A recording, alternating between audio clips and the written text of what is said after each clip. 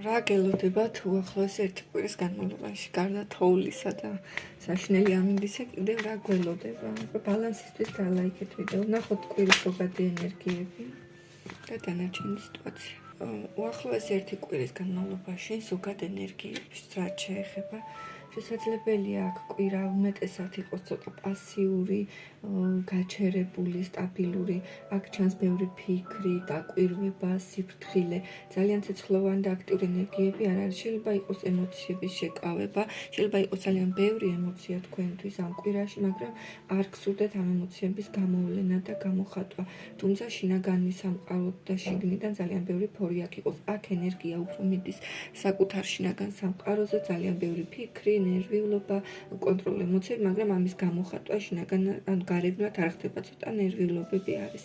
რაც შეეხება ფინანსებს ერთი კვირის განმავლობაში, აქ ჩანს თქვენი აქტიური და ცეცხლოვანი ენერგიები, ფინანსებთან დაკავშირებით ცდილობთ გაიმარჯვოთ სიტუაციაზე.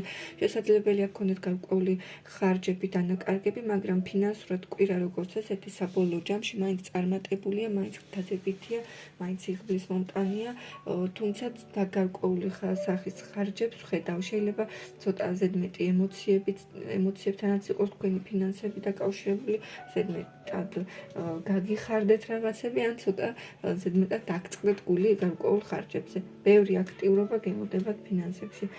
პირად ურთიერთობას რაც შეეხება, აქ კონკრეტულ პიროვნებასთან თუ დაპაუზებულია სიტუაცია, გამოვა ეს ადამიანი კონტაქტზე, რაღაცა სახის საუბარს ხედავ, აქ შეიძლება მიიღოთ პიროვნებასთან დაკავშირებით გარკვეული სახის ინფორმაცია, ან შორიდან ადამიანისგან, ან უბრალოდ მისგან, ან რაღაცას წააწყვეთ სოციალურ ქსელში, მის თქვათ თორზე, ინსტაგრამზე, ფეისბუქზე, ან რაღაცა სახის ინფორმაცია მის შესახებ მიიღოთ. საუბარი რომ გითხრათ თქვენ შორის ძალიან აქტიური იქნება, თქვა ძალიან ღია და გახსნილი. არა, ესეთი საუბრები არ იქნება.